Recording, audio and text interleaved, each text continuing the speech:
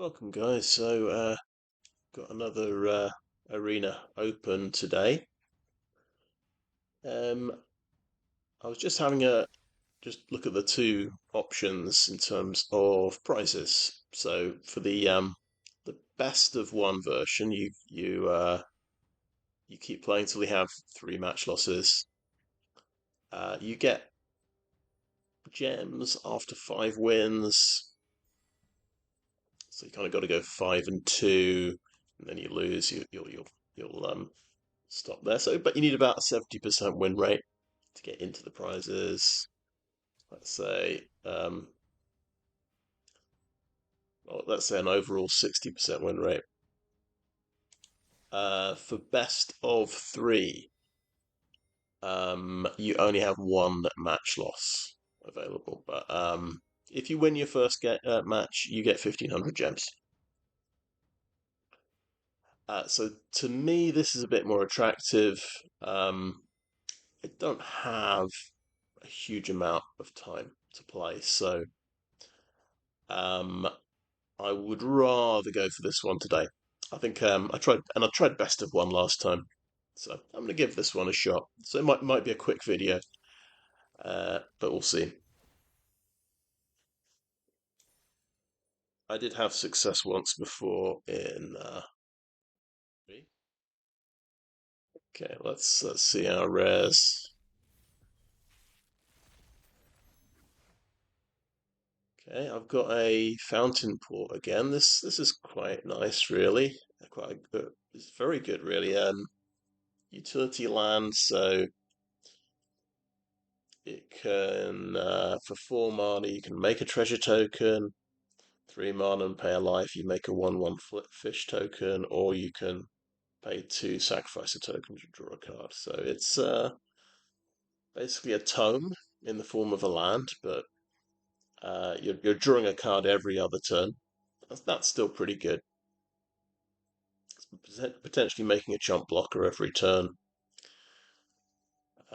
could keep you alive. So that's a pretty good one. Don't have very many rares in these packs. I suppose it's only 6 packs.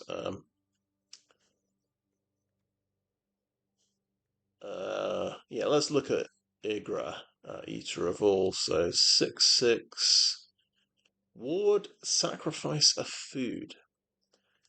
Very interesting. So untargetable a lot of the time. People don't will not have necessarily have food tokens. So it's got hexproof, basically, mostly. Other creatures are food artifacts in addition to their other types, and have pay 2 mana, tap, sacrifices permanent, you gain 3 life. Okay. Whenever a food is put into a graveyard from the battlefield, put 2+1/+1 counters on Ygra. Okay, and so it's hexproof, it gets bigger and bigger when you use up food. That seems pretty good. And yeah, if you run into someone else who's using food, you're unlucky, basically. But that's just going to be really difficult for a lot of decks to deal with. We've got a black rare here, Scavenger's Talent, which I believe this is. I've seen this pop up in Constructed. It's the first ability there. Whenever one or more of your creatures you control die, you make a food token. You get that. And that can happen once a turn. Level 2 for 2 mana. Whenever you sacrifice opponent, target player mills 2 cards. So that's an alternate win condition. The combo deck, I've seen it in Constructed. It was a deck with there's a black card draw card where you pay 4, sacrifice any number of permanents, draw that many cards. So it combos well with this thing. And then for 3 mana, at the beginning of your end step, you may sacrifice 3 other non-land permanents. If you do, return a creature card from your graveyard to the battlefield with a finality counter on it. Okay, you can get a creature back potentially every turn, but it costs you 3 permanents. Maybe, yeah, Ygra, for example, would be a good one to bring back. So yeah, not bad. Um, and I'm going to look at blue first. Mockingbird catches my eye because I've had this one before. It's basically a clone. One blue and X to clone something and give it flying. So obviously, I'm thinking Ygra would be a good thing to clone. That would cost you 6 mana total. Yeah, pretty good card. Thundertrap Trainer. This has offspring, so if you pay 6, you get a 1/1 clone of this card. When it enters, you look at the top 4 cards. You can get a non-creature, non-land card. So you need a lot of spells, basically. Instant sorceries, artifacts, that kind of thing. Yeah, then you put the rest of the bottom of the library. So it can give you card advantage in limited. This is probably going to whiff quite a lot. You're not going to get that necessarily relevant spells. So quite dubious usefulness, I would say, this one. But yeah, you never know, you might get the right deck for it. And Scavenger's Talent, that's of course that's a non-creature, non-land, so you could find that. Essence Channeler, I've been running into this in Constructed as well. If you've lost life this turn, it has flying and vigilance, so you need a. And we do have, I spy, a controlled way of losing life. It's Fountainport. You tap your Fountainport and pay 1 life. You can give your Essence Channeler flying and vigilance, which is pretty good. And then for gaining life, of course, we have food tokens made by Scavenger's Talent that can gain you life, which is pretty interesting. When it dies, you can put the counters on a target creature. And then we've got a red enchantment, Festival of Embers, for 5 mana. During your turn, you may cast instant and sorcery spells from your graveyard by paying 1 life in addition to their other costs. If a card or token will be put into your graveyard from anywhere, exile it instead. Okay, cool. So it's expensive, 5 mana, but then you can cast all your instants and sorceries. It's only going to be good if I've got good instants and sorceries. Pretty obvious, but we'll see how we get on with those. And you can also just sacrifice it for 2 mana because you might not want to exile everything going to the graveyard.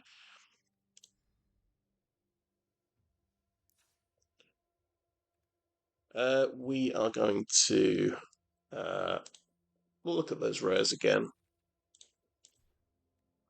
I'm definitely just going to add Fountainport now. Um, and I think I'm going to add Ygra. This strikes me as a very good card that's going to win games because it's basically got hexproof a lot of the time. I think I'll add everything that strikes me as being just unconditionally good. These two are sort of conditionally good. We're hoping for good spells.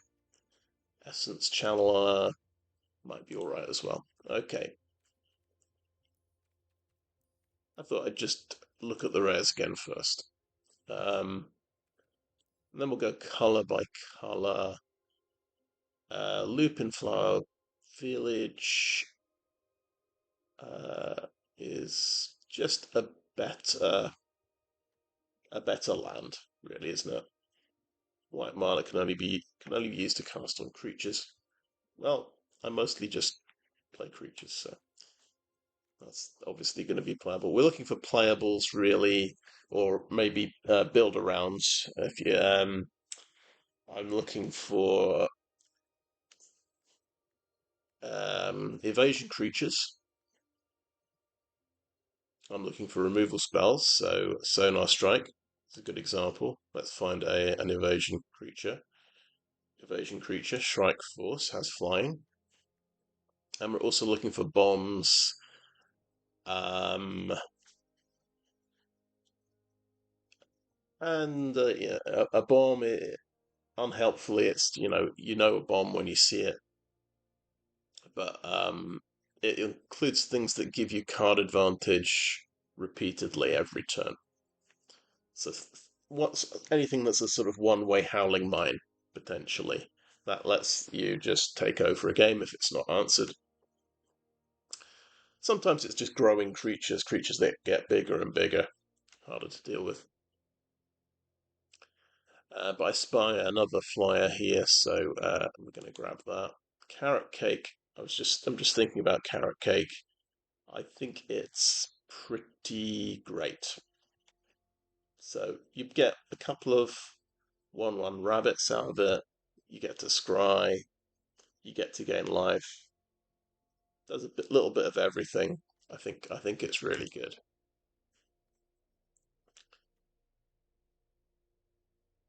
And carrot cake, that's in a fourth category. So because you've got that cheap scry on there, you just when it enters, you get scry. That helps you hit your next land in a pinch. So anything that's helping you get to your next land costs two or three, one, two, or three. Fixes mana. That's great. You want several of those in the deck to help smooth out your draws. But I'm gonna not include the small creatures yet. They get added at the end. They're sort of filler, really.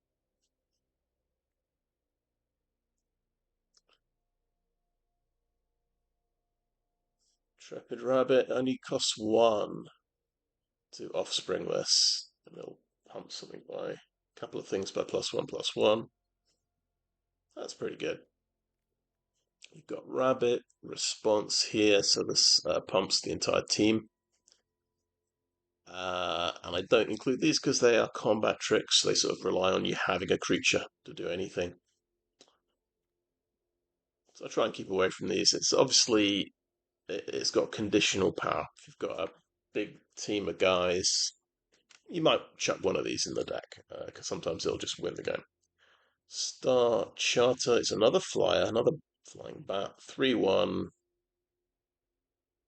It's got that gain or loss of life thing.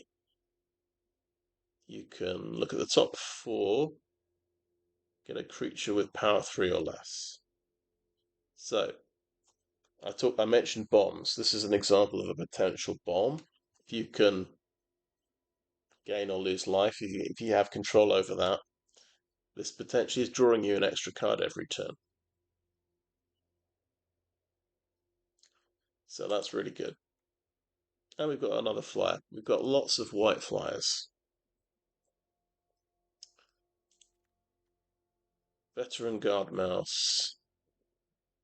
This has a Scry 1 effect on it, but it's too difficult to get because you've got to target this guy with a spell or ability, and it's too expensive. Uh, Still a good card, but a filler card rather than something you build around. And probably the same for Head of the Homestead. It's pretty good. It makes 2/1/1s, so it's good value for one card, getting three creatures. We've got some pretty good rabbit cards.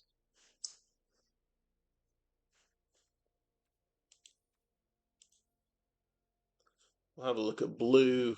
Um, this is a bounce spell, which you can be a boomerang, so you can bounce any non-land permanent if you gift your opponent a 1/1 fish. So that's technically a removal spell. I'm going to include that. That can be quite useful because it's instant speed removal. It can help you. Obviously you can just take out a token creature with it. You can win if you're blocking something, or one of your big creatures is being blocked by two creatures. You bounce one of them and you kill the other creature. So this can be like a removal spell quite easily. We have three short ups. So if your deck relies on a few powerful creatures, this is a great way to protect them. but it might also be a wasted card if, let's say, none of your creatures are particularly impressive. But we do have Ygra, so that that could be a good card. But I think it's a bit situational. I think we actually skip it for the moment and come back to it. Yeah, Splash Pool. I don't really get this card at all. Why it's sorcery speed. Yeah, not a great card. I suppose it gives you another enter the battlefield effect. That's all it's there. All it exists for really. Dazzling Denial is a counter spell. It's a counter spell is basically removal. I think that's pretty good. We'll grab that. I mean, it's fine. I'm not that keen on counter spells just because obviously they do nothing after after it's too late and they've already got the something into play. Especially if you're on the draw. Um, Often the counter spells are not that good. Bloomcreed Escort has flying. Oh wow, and it's got flash and it can give something hexproof. So that's an example. That's a really good protection card. It's a step above Shore Up. It also gets to be a nice little evasion creature. Thought Shucker.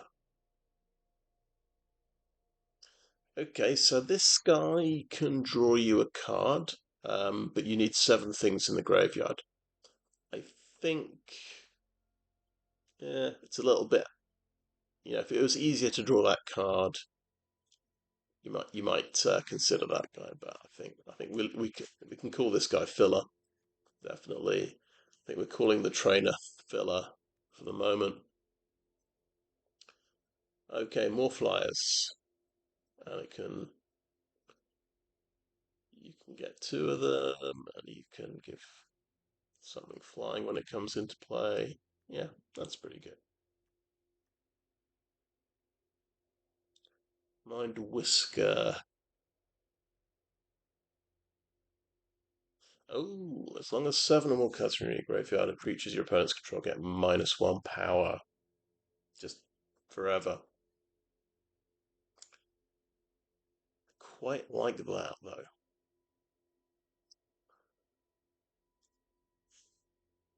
Yeah, but and you can surveil 1 every upkeep. You can just keep chucking stuff into the graveyard. Quite interesting little chap. We might. I'm going to consider that one. I think that's a powerful effect. Pearl of Wisdom is just card draw, and alters make it cheaper. Do we have? Yeah, the Thunder Trap Trainer is an alter. I think I'll just leave that out for the moment. Waterspout Warden.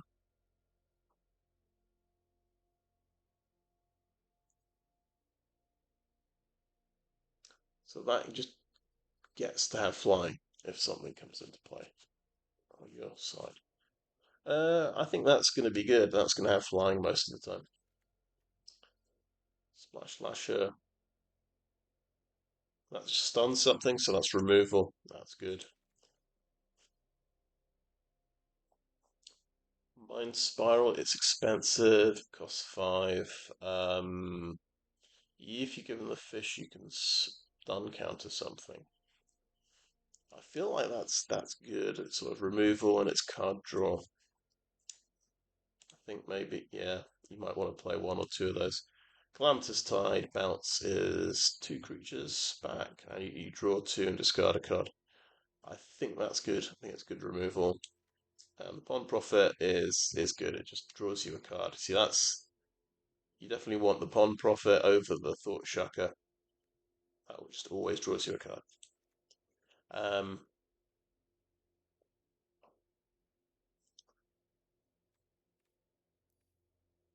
Onto black. You can see there's hardly any black cards at all. In fact, they've given us 4 Dire Sights. Um,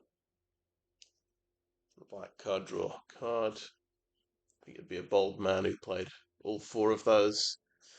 Um, yeah, but let's see, Bone Cache Overseer. This is the one that can draw a card if if you forage this turn. So foraging is when the foraging ability lets you remove 3 cards from your graveyard, exile 3 cards, or sacrifice a food. So it's a good combo with the forage mechanic. So I think it's not. Yeah, we don't include it straight away. It's not unless we've got several forage cards. Fell is just good, just kills a creature, so that's great. Yeah, the dire sites. I think we'd come back to these. It looks like black's not going to be a main color, so it's going to be a splash color. And these are card draw's not much good when it's stuck in your hand because you don't have the right color. So I think we skip it. Nocturnal Hunger is another removal card though. That's good. I quite like Scales of Shale. So this lets your creature get lifelink, +2 power, and indestructible. Nice combination. It's a nice combat trick, but I don't usually include combat tricks. Glide Dive Duo have got flying, so they're good. That means they're good. We include that, and it even does direct damage. But yeah, black very weak in terms of just numbers of cards. Just included 5 cards there.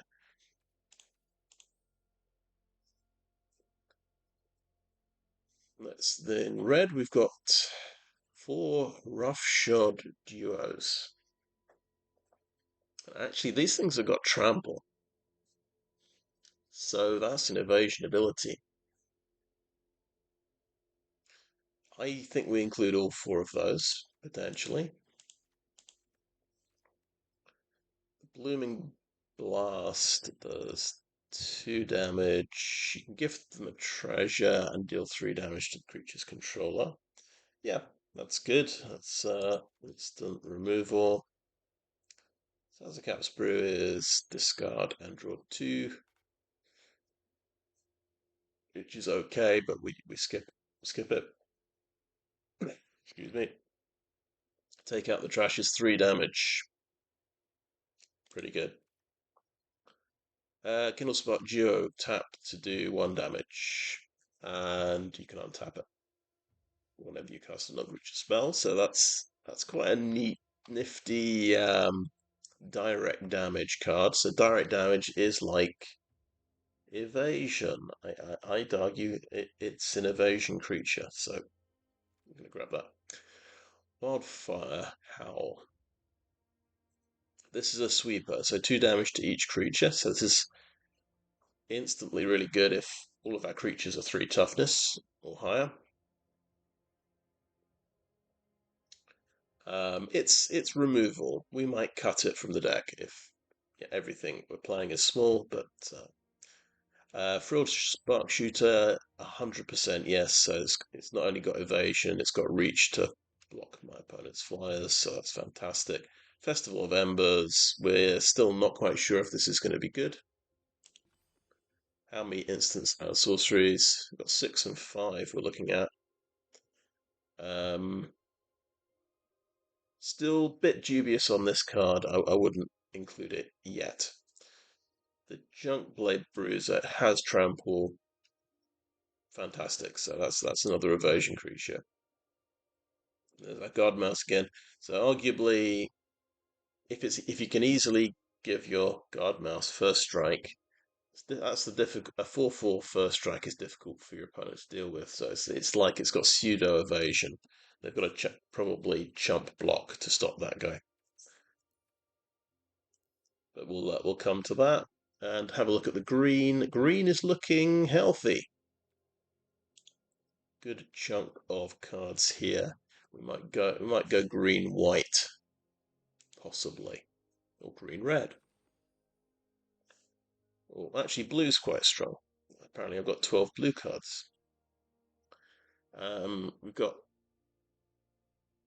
one of these helpful little lands, and it can actually pump up our creatures that enter the battlefield. That's really nice. The Longstalk Brawl is removal.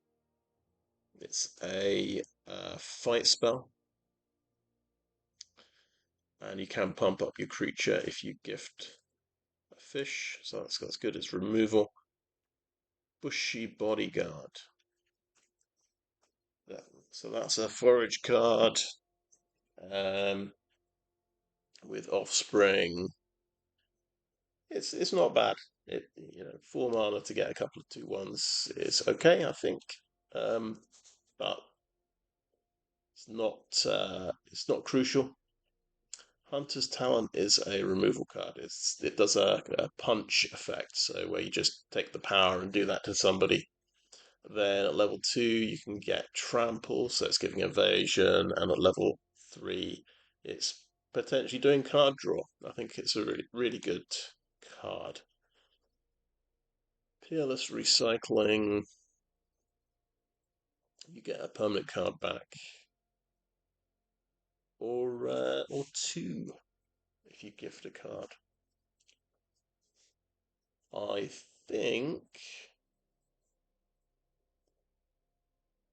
think I like that card. It doesn't necessarily fit any of my categories that I talk about, but that might be very good indeed. That's my gut feeling. 3-tree Scribe.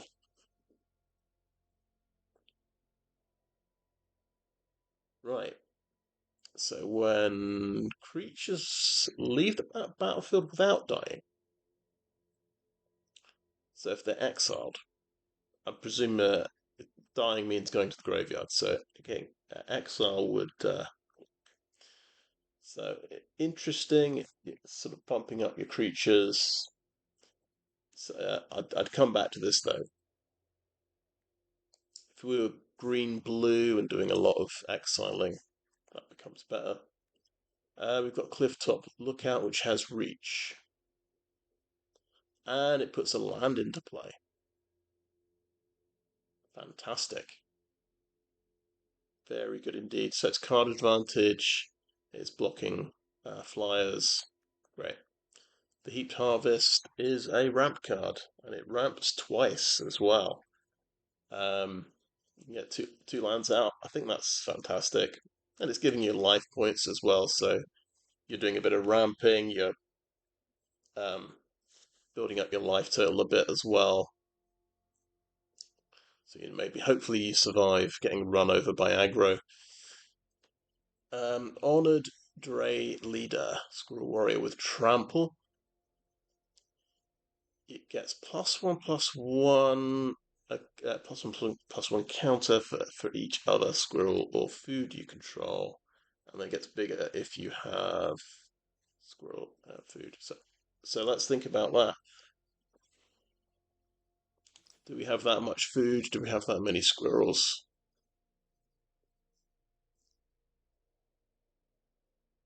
I think it will be the first squirrel I include. So um, in this case, yeah, 1/1 trample. It could be a 1/1 trample for 3, which isn't very good. Got a few things here and there that gives food, but I think we avoid that at the moment. Sticky Tongue Sentinel, 3/3 reach. And you can bounce one of your permanents back to your hand, which is sometimes useful. And I've got two of those. Yeah, that's good. Nice, cheap 3/3 reach. Really good for stopping flyers. I think we're definitely playing green. Frost Shield Rampage. So this is an evasion creature. Creature can't be blocked by creature with power 2 or less. Sometimes I end up cutting these, but because it's a 4-drop, you don't have as much room for 4-drops. But we'll see. And the Galewind Moose, Flash, Vigilance, Reach, Trample. So it's like a big, expensive removal spell. It does have Reach as well. It can take out a flyer. Um, it's a lot of fun. The moose, I think. Yeah, we'll take a moose. Head of the homestead. We're going to look at this again. We might play that. Colorless cards. Uncharted Haven helps us fix our mana, so we like that. Good. 3/3 mascot is a changeling, so it counts as a squirrel. It can fix your mana once per turn. I think that's very good. It's a 2-drop as well. And the bark form harvest has reach. I like reach as well. And it's a changeling. I think that's absolutely fine. That's a decent one.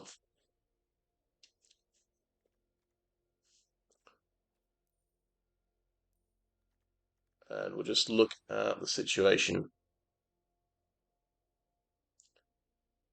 So we picked 12 green, 12 blue, 10 red, 7 white, 5 black. So black just seemed very, very um, thin on the ground.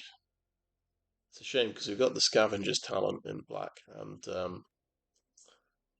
our friend Ygra, who I think was definitely worth splashing for Ygra,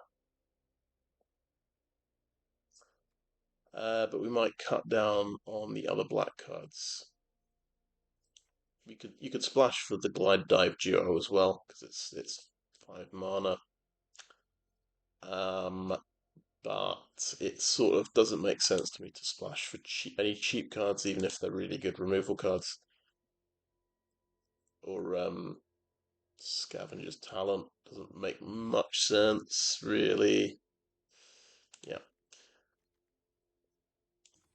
The next fewest cards will be white, but I've got good vibes from white. There's lots of cheap creatures here. We've got 3 1-drops who all seem reasonable. And the Intrepid Rabbit. But we've got all of the white flyers here. An Essence Channeler.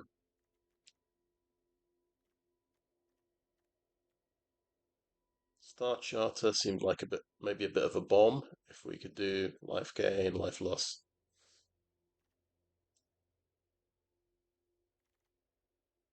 Uh, uh, let's see, how many colorless cards have we got? We've got a couple of colorless cards. We're looking for 23 cards in the main deck, 17 land. Because we've got a couple of colorless ones, we can um, have maybe 10 in one color, 11 in the other color. So white's playable. We can easily add 3 of these guys to get a playable white deck. A sort of white half deck, if you like. I think it'll come it'll come down to the sort of the filler, the sort of aggro filler, let's call it, in the 2-drop slot.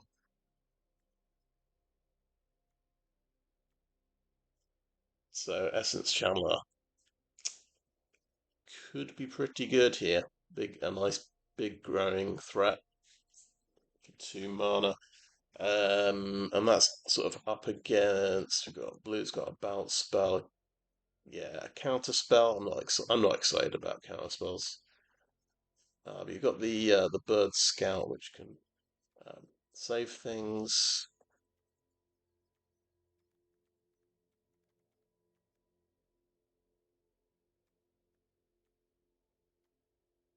Blue's got the mind whisker. Some more flyers. Mind spiral and a calamitous tide.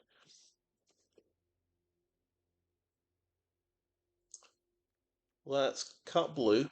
Uh, Blue does have the Mockingbird.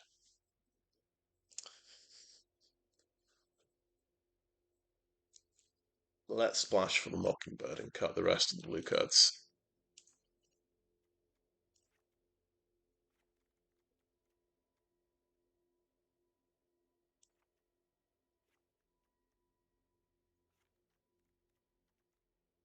Pawn Profit will be basically double green to cast. I don't think we're going to cast it consistently, so I'm going to cut the Pawn Profit. That's me. There we go.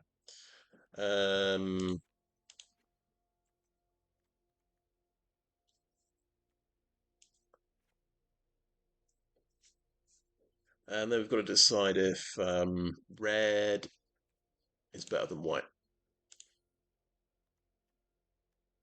Yeah, red doesn't have much extra. This is basically all of the red cards added. You can see white's got some pretty good 2-drops. I think it comes down to the strong 2-drops. Red's got a couple of removal spells. Then just a card draw spell that could come in.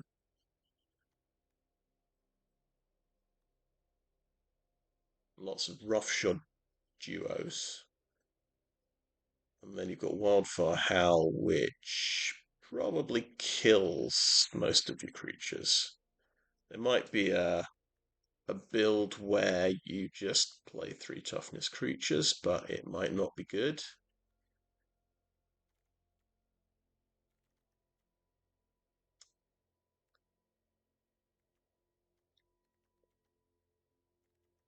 Okay, let's take out the red.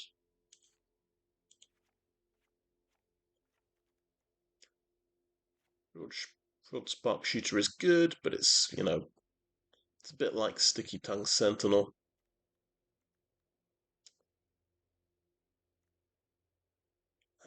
So yeah, white and green. We're going to splash for Mockingbird and Ygra. I think because we're playing green, we got the Heaped Harvest and a Clifftop Lookout, and we've got the artifact that can fix mana. That's quite a good selection of mana fixing. So I think we can splash these 2 cards. We've actually got room for 2 more cards, which is nice. I think we can cut a swamp somehow. If it lets me out of planes. I've got to be careful with my land because sometimes you take. Yeah, we go. We're on 17 land. That's going to be perfect. A couple more things we could add. So, and we know white is going to be low on cards. Yeah, there's 7 white cards. I don't think there's anything amazing we want to add in green. I mean, they're all right. Bushy Bodyguard might be good. Um,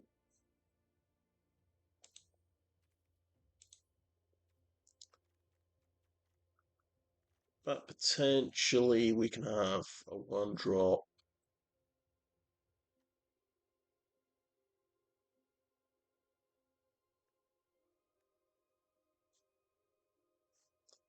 If you look at the mana curve here, yeah, we've got 7 2-drops, 6 3-drops. This is the mana curve you want. Um,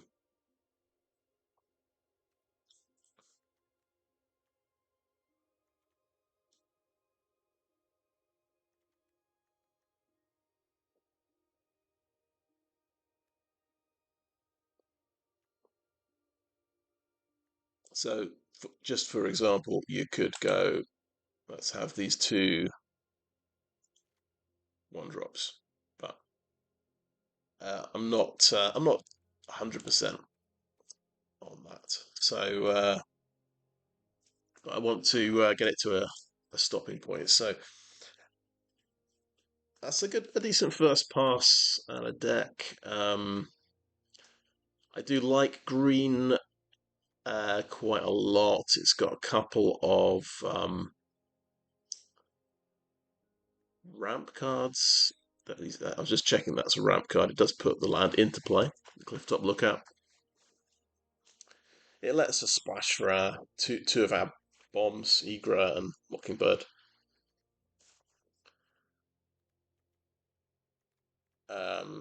We managed to get a couple of removal spells in green as well. We don't have a huge amount of removal, but it's not bad. Yeah. Okay, so I'll call that end of part one and have a little think about that. Of course, yeah, we're in best of three. I can think about sideboard cards as well. Okay, thank you so far. Okay, we are back. I've come up with a deck. We've gone green-white, um, as I was suggesting, and I've made the finishing touches, right? It's actually, we've got the cards we've left out here. So a different way to go with this deck would be go wide and play Rabbit Response and try and win with that. So you'd play all of your offspring cards. So you've got Flowerfoot Swordmaster, Intrepid Rabbit, Bushy Bodyguard. You'd probably play the Warren Guard as well because it's cheap. Um, and you could overwhelm people that way. And that's definitely a way to go. Um, I'm going more for a big creature deck. So I'm going Tool. I've got all of the big creatures I could put in. So I've put in Head at the Homestead, which is okay. So technically it's a go wide creature, but it's an expensive creature and it makes 2/1/1s. But it's also good. You see, also our sort of secondary theme. We've got a couple of Sticky Tongue Sentinels, so I can potentially bounce my own permanents back, recast them for another end of the battlefield effect. So that's my thinking with Head of the Homestead. It's just going to be slightly better just because of those Sticky Tongue Sentinels. Um,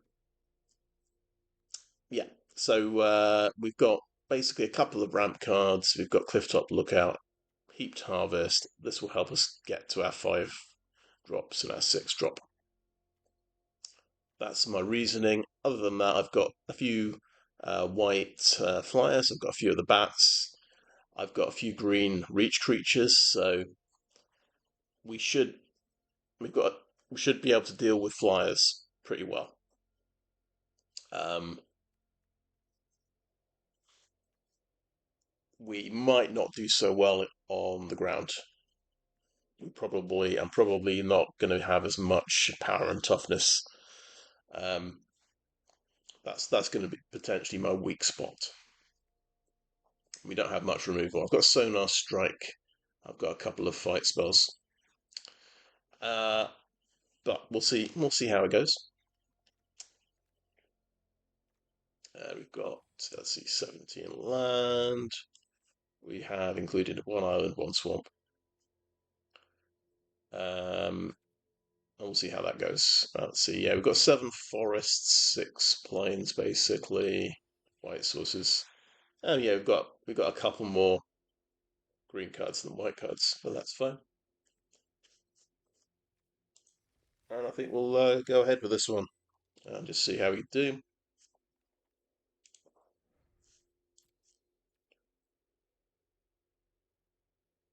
And yeah, there's one loss, and we're out. We'll just have to take it on the chin. I think that happens. But obviously, quite likely.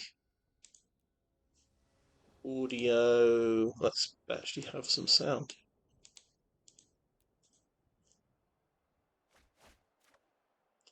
We've got the Fountainport. We've got green. We've got black. We don't have white's our other main colour. We however, have a 3 tree mascot, which can fix our mana. And we just hope that it doesn't get blown up. We'll keep that hand. He's got a 1 drop. Oh, and it's the really good 1 drop that grows, basically, whenever you play a creature. So he might have just won with that. Fair enough.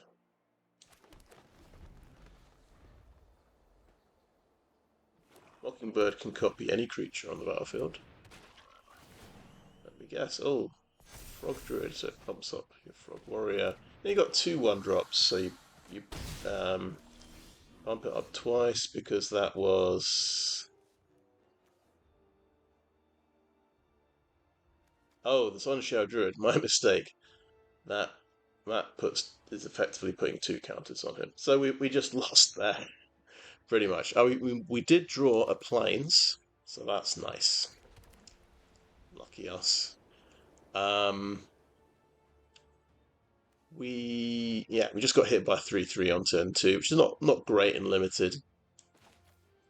It tends to mean things are not going well. But we'll try and gain a tiny bit of life. Maybe we'll get an extra turn. But the most ridiculous start you're likely to see in Sealed. 3 creatures on turn 2, and the first one being a growing creature. This has got Menace, so it gets through.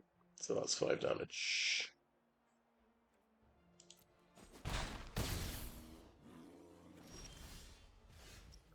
Okay, Uncharted Haven. We do need blue mana.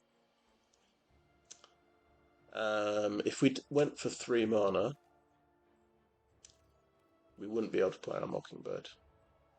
So Uncharted Haven for blue mana seems to make sense.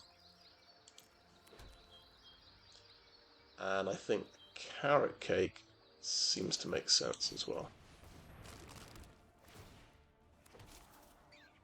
And we get a Heaped Harvest. It might be too late. It does gain us 3 life.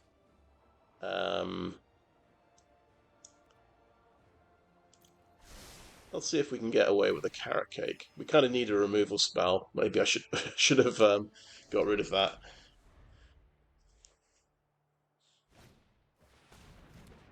Right, another creature. It's a Mole Druid. It doesn't pump up the Might Cooler. We are going to get... it's got Trample, hasn't it? It doesn't really matter if I block it, so let it through.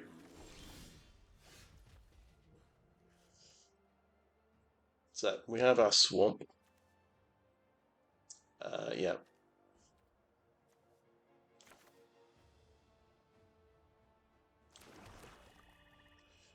We have a Veteran Guardmouse, who's 3/4. He's quite substantial. Potentially could double block the Might Cooler. I think we got to give it a shot. Might stop him attacking for 1 turn.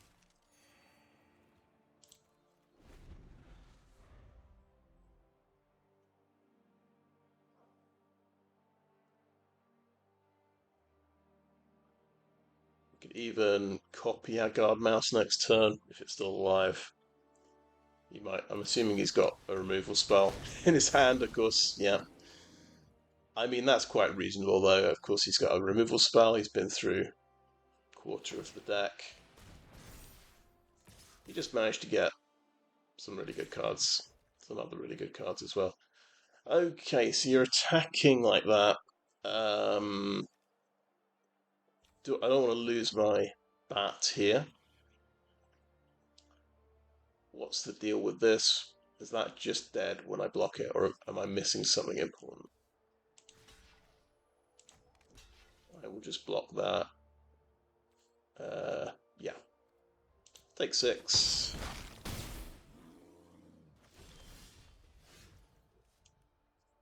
Okay, Head of the Homestead. Pretty good draw. So I'll get a 3/2 and a couple of 1/1s, and it'll gain me 3 life points as well, which is pretty awesome.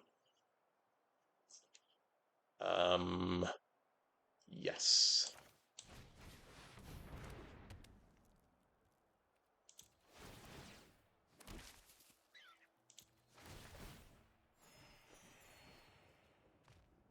No attacks.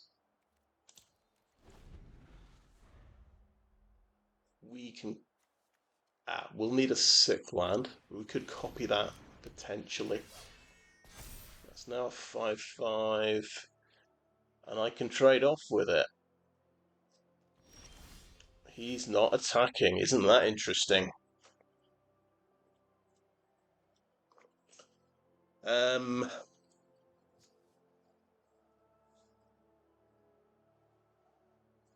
I'm thinking Heaped Harvest.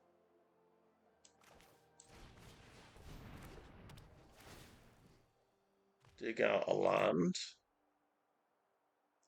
Might be stabilizing here. Go for a forest. It's fine. We can play a 2/1 creature. We can sacrifice Carrot Cake for 3 life and a 1/1. Yeah, I think the sacrifice the Carrot Cake might be good. Also, the Heap Harvest could be good. So, no attacks and end the turn.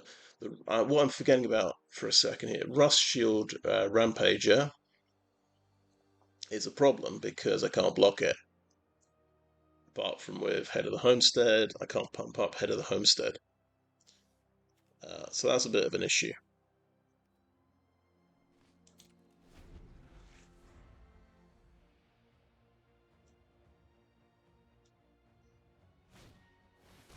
Hunter's Talent is just going to kill something. Probably Head of the Homestead. So he's managed to get the best creatures and 2 removal spells. Which is fair enough. Yeah, that's just going to die. Nothing I can do about that.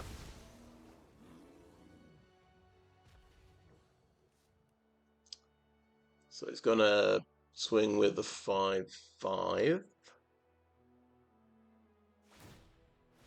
That's going to go to level 2, which means +1 power on something and trample.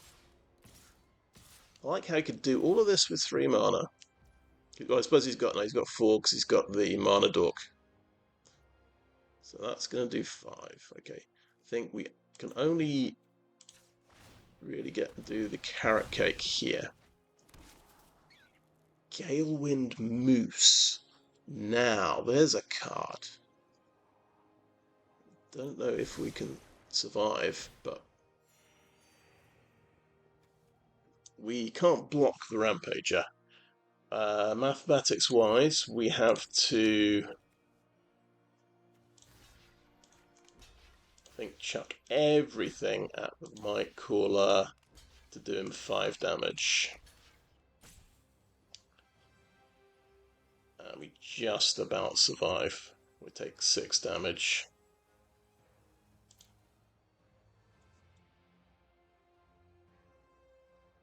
Maybe it'll leave us a rabbit.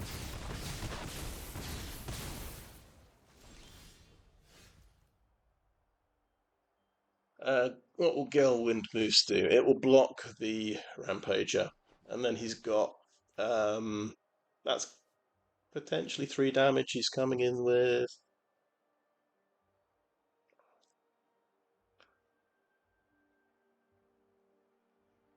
Okay, yeah, let's go next. No attacks. And turn. We'll see if he might have instant speed removal for the moose. I wouldn't be surprised, but we'll see. So that is level 3. That lets you draw cards at the beginning of your end step. Okay.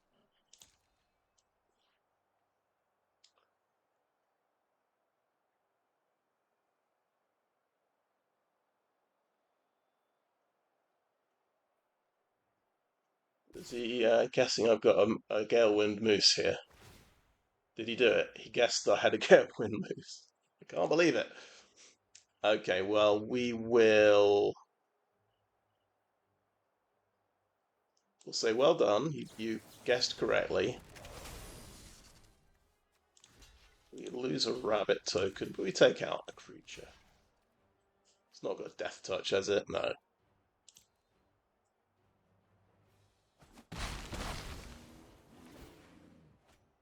Draw a card. That's just going to win him the game now.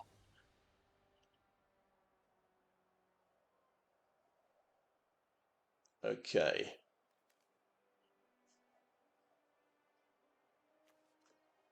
Heaped Harvest gets us a land, and then next turn we can Mockingbird a Galewind Moose, which seems good to me. It's got Vigilance. I can just start bashing him.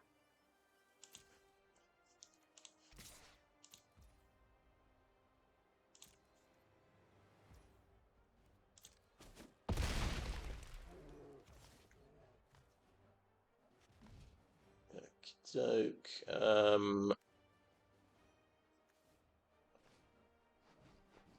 4 mana, Sticky Tongue Sentinel.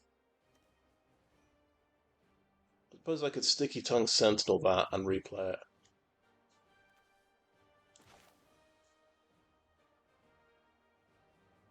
If it didn't tap stupid lands to do so.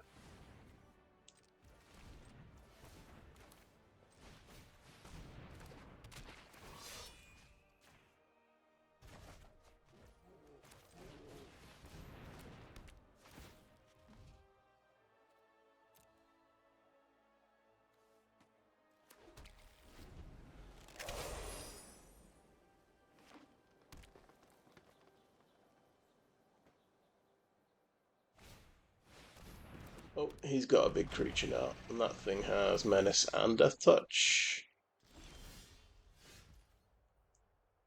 So, yeah, you end up losing a lot to try and kill that.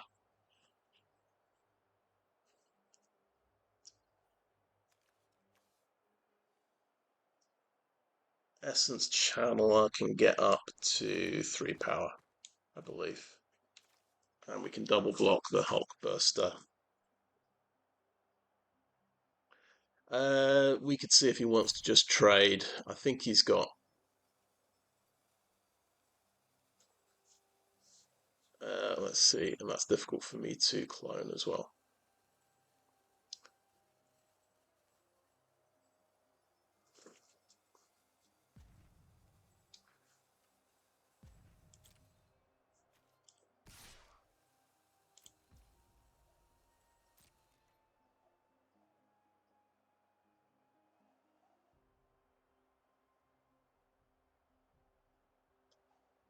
Is he going for the trade?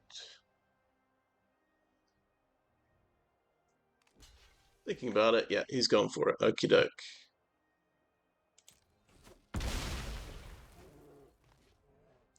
And it's fine. We'll just Mockingbird something else. Essence Channel is pretty good. That starts growing when I gain life.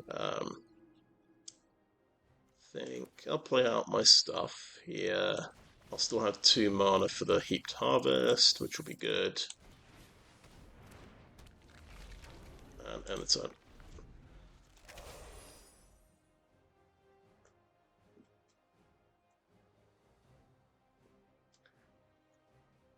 Little issue. I can't. I still can't stop the Rushed Shield Rampager effectively. So I might have to just copy it to block it with a Mockingbird.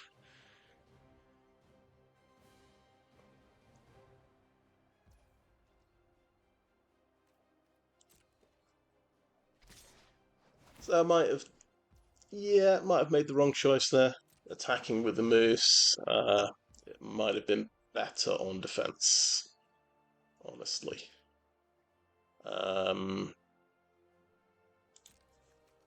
Chuck the Sentinel in the way. Because I don't,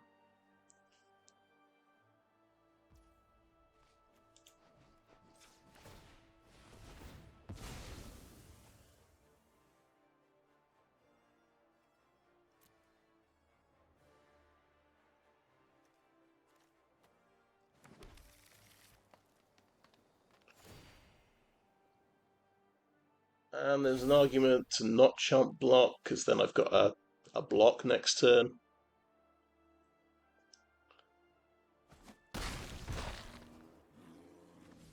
But it wasn't comfortable taking 5 damage, I suppose. But now he's got that going. There's not much I can do. Mockingbird has to copy the Rampager, just so I've got a block available.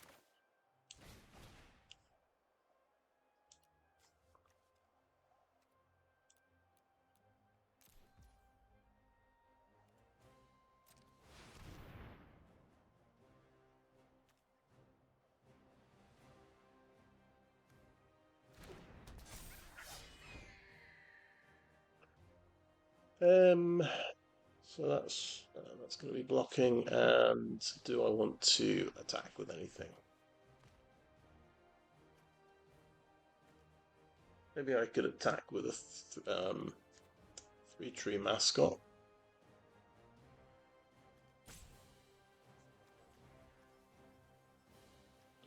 Or I could make a fish token, paying 1 life, which means Essence Channeler gets Vigilance.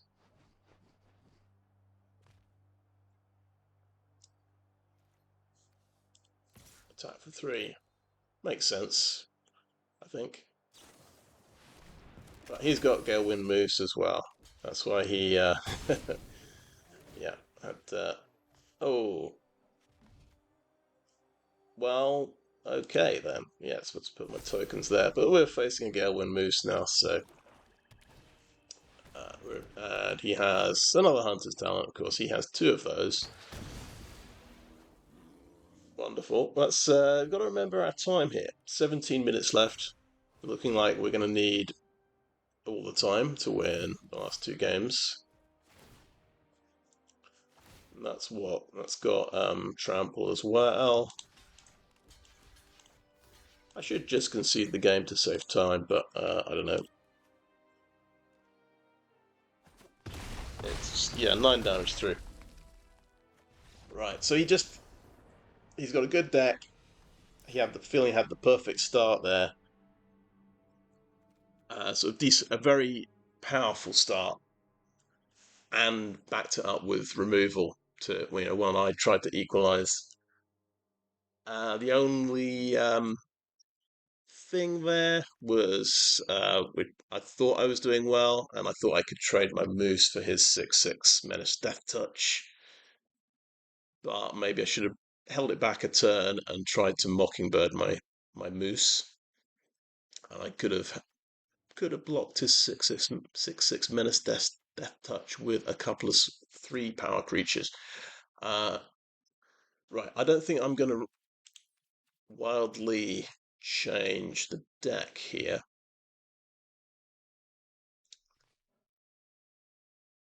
I think I'm going to just go again and hope for the best.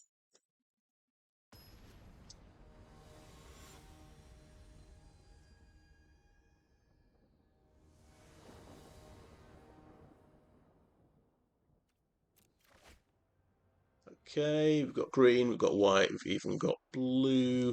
We've got a 2-drop, 4-drop, 5-drop. We'll probably be able to cast everything. I say that's a good hand.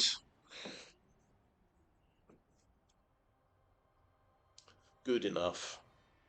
It'll do. Not going to be as good as what he had in game 1. At least he did not have a turn 1 growing threat. We might not have anything on turn 3.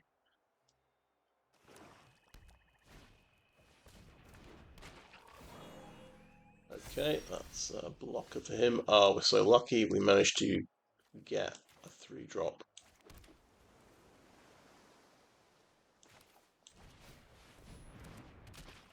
Up to 1 means I can submit 0.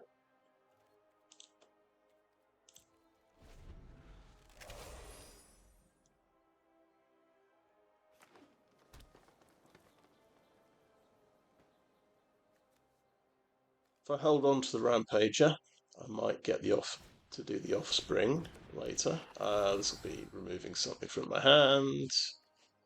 Discard a card, and I can't really discard a land. So I'm going to take out the Junkblade Bruiser because I might not draw another land.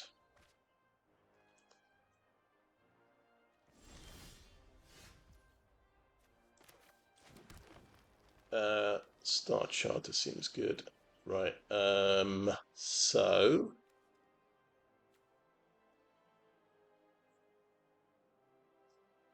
could stay back on defense here. Because I'm just trading with a 2/2 menace. But I'm gonna attack. Take out his menace creature.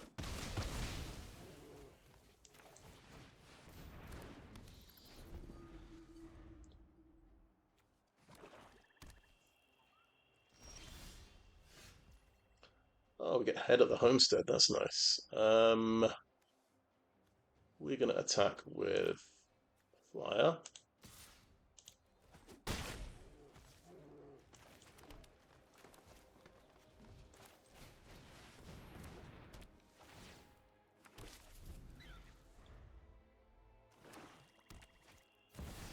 Oh, he's got Ygra in his deck. Nice.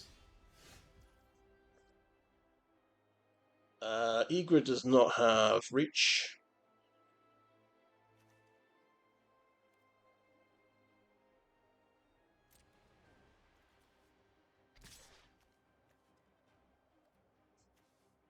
And oh, everyone's creatures can be sacrificed for food. I like that. That's very interesting. So you can sacrifice any creature to target Ygra. Martial Rampager, or I think we'll go for the Shrike Force here. It's another 2 damage in the air. Seems reasonable.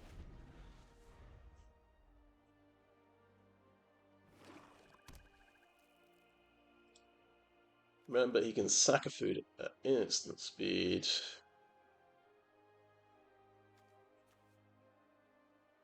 Put food into the graveyard, and it becomes an 8/8.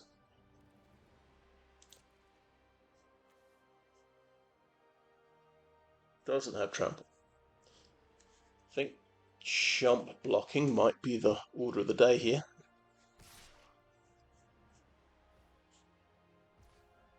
So I can block it 3, 4, 5, 6, 7, 8, 9. Then he might have instant speed removal. Shit. Past the blockers. Gotta be careful there. Everything now has an ability.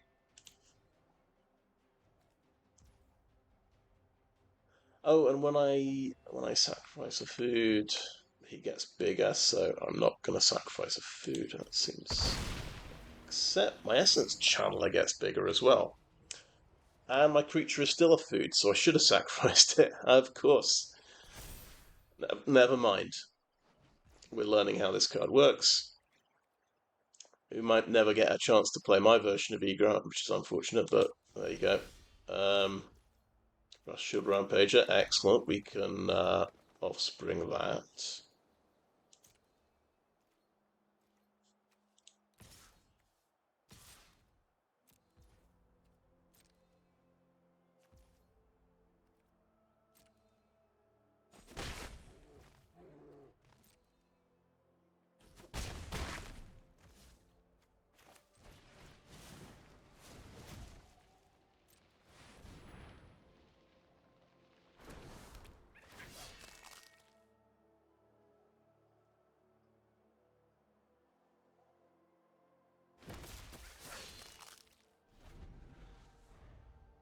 And you know what? Could have attacked with Head of the Homestead, couldn't I?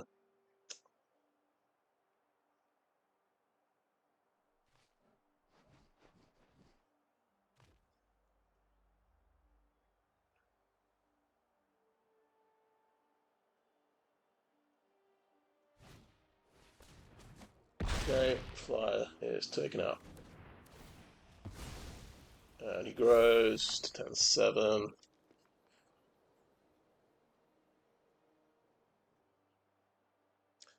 Does he have to block now? Yes.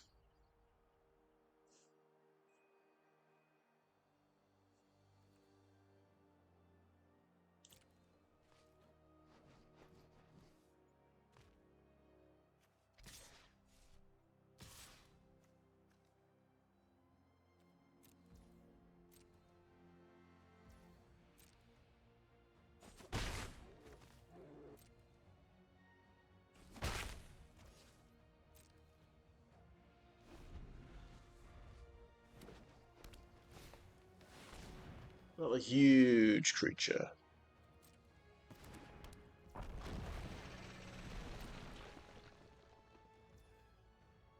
Okay, my turn.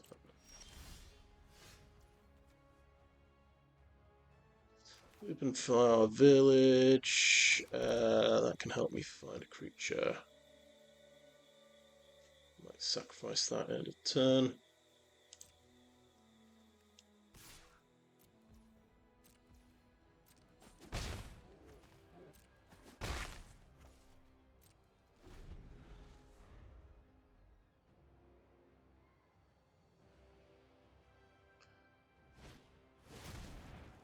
Oh, he's got his own Rust Shield Rampager.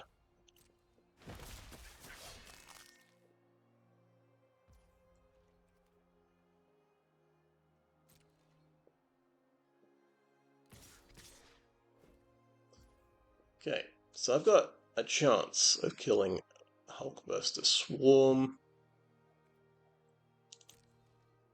Let's chuck you in the way.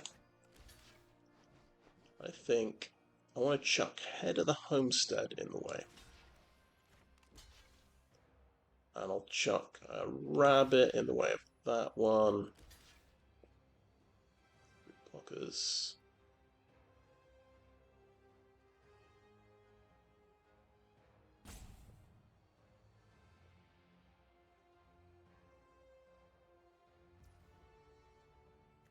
And this time I'm going to sacrifice the Rabbit.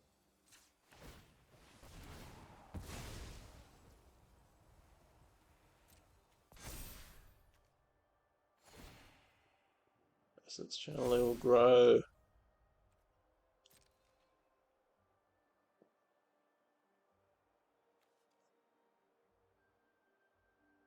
What's he doing? What's he planning?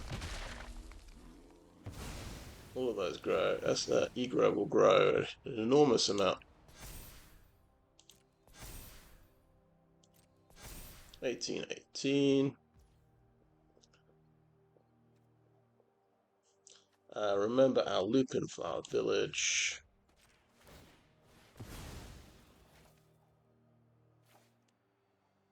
We get a Lifecreed Duo. Okay. It's another flyer.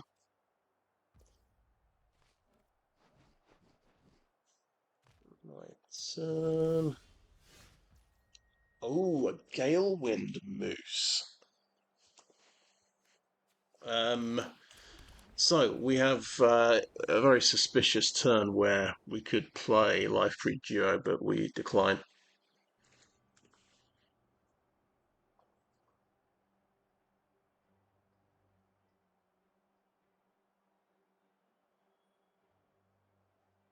Or we play a Lifecreed Duo, jump block with something.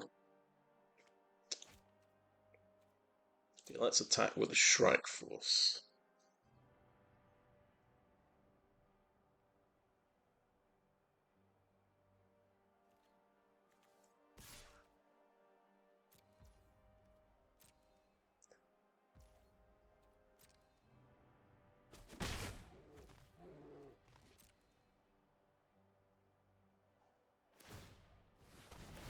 Oh, gonna sack that. Put him up to 2020, okay. Of course, he needs some life points. It makes sense. I think, hopefully he's forgotten about the Galewind Moose. That's all I can hope for.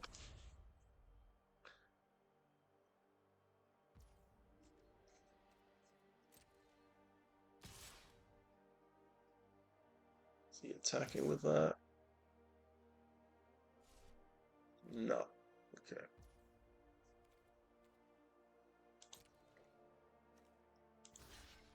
Chuck this little dude in the way.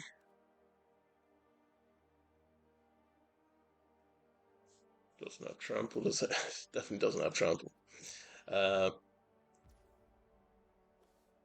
then we sacrifice him. Or do we? We don't sacrifice him because we want to play Galewind Moose.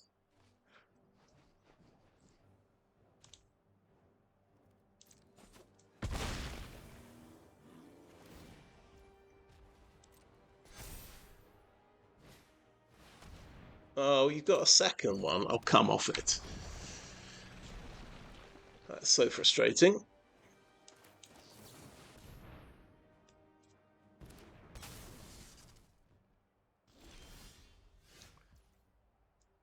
Okay, we've got, I guess, a chump blocker now, Lifecreed Duo, and I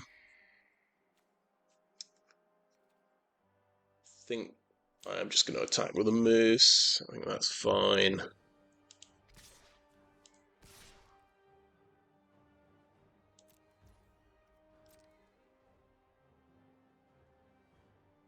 So he'll trade with a Hogburster.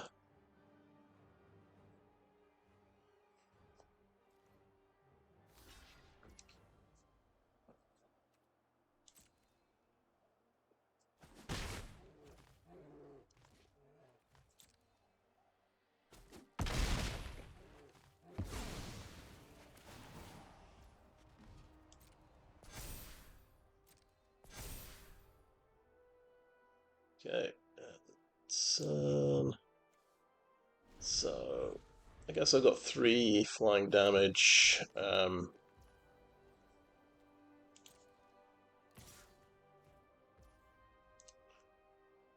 I either block with the Duo, and I could pump up an Essence Channeler,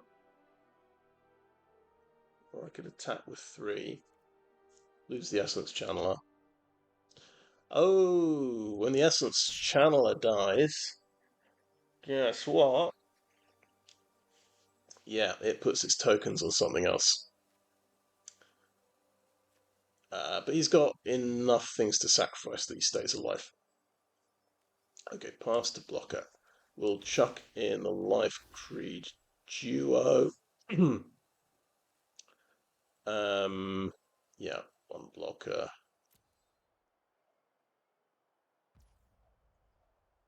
And we will. Okay. What have I forgotten here? What have I forgotten? Oh, it's got summoning sickness. That was my mistake. Yes, right. Whoops.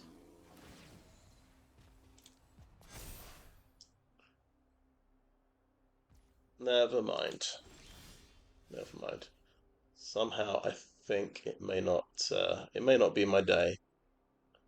Hunter's Talent can only do 3 damage.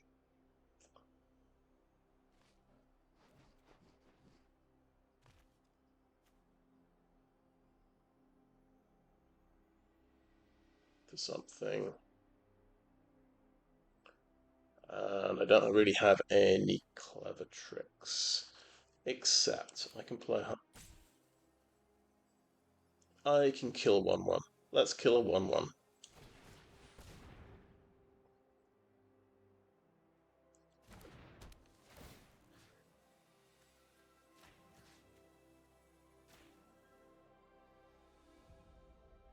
Probably sacking it, yeah.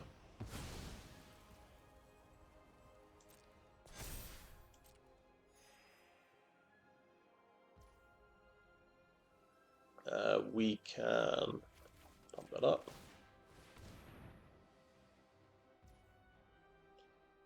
We can probably pump that up again.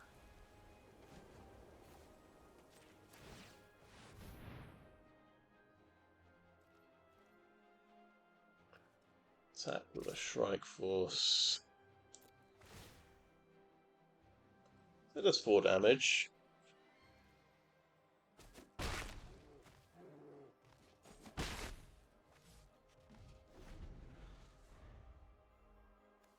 Oh, we're down to 5 minutes. I've got to win this one and win another one in 5 minutes. Not very likely, but okay, that's dead with the Polywallop for 58 damage. Shrike Force gets a token, which is nice, but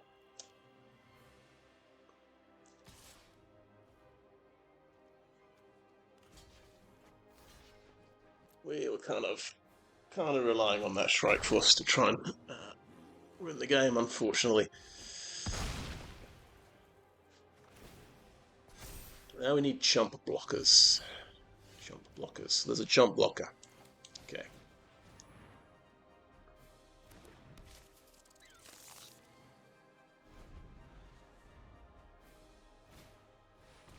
tragic thing, when I draw my Ygra, it's going to only be a 6/6. Not much good at all.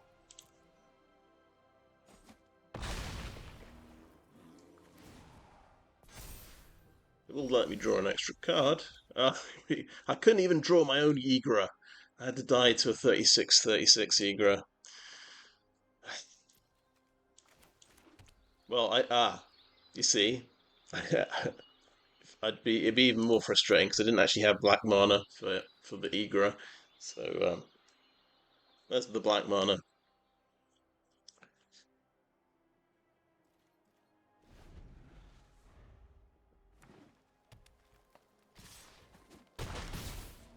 But we were going to time out anyway. I think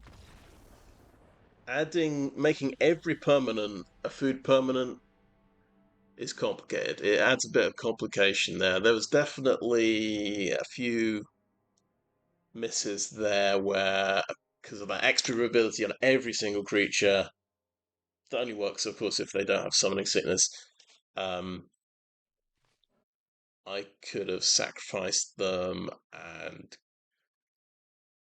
put extra counters on my essence channeler, and then at some point I could block with my essence channeler, and then all the counters would go onto the Shrike Force, and I would have hit for quite a lot of damage and possibly won the game. Uh, but when I got to the sort of the stage of having a threatening essence channeler, I would probably stop him attacking with Ygra. I suppose that's probably what would have happened. So I might I probably would have lost some other way, I suspect. But there we go. That's my one loss. I'm knocked out again. Pretty ridiculous draw I was up against in game one, but more even, more interesting game two. But obviously, if you look at my deck, I don't have any death touch. I don't have any way of bringing down an enormous creature. So that's my Achilles heel here. Of course, you could do a major sort of reworking of the deck.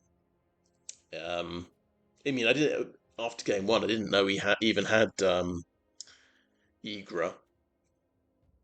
I took a lot of damage from the one mana creature that grows very quickly. Um, if I knew he had Ygra, I could have put Fel and Nocturnal Hunger and a few more swamps in. But not that easy a solution, really. I mean, you're you're probably going to struggle to find the splash color when you need it, and it's just killing one of his threats. It's not like his only threat in the deck. Uh, yeah, so I felt okay about that deck. I think obviously, yeah, I think in game one we saw he predicted the Galewind Moose, which was good. Well played by him. Um, so he knows his flash creatures. Um, that could have, because I kind of stayed. It was a rough start in game one, but I kind of semi-stabilized for a couple of turns, and then I think he drew another removal spell, and that was that. I also I did send my moose into his 6/6 Menace Death Touch, and I could have held back and double blocked that with a couple of three power creatures, because that's also risky. Because then maybe if he's got an instant removal spell, you're losing both those creatures. Um, so it's always swings and roundabouts, I think. But yeah, reasonable deck. Bit of green, so I could splash make a couple of good rares. Yeah, that was the other thing I was thinking about Mockingbird on the Galewind Moose in game one as well, but I needed a seventh land for that. I'd hoped that I was going to draw a seventh land. Yeah. Anyway, so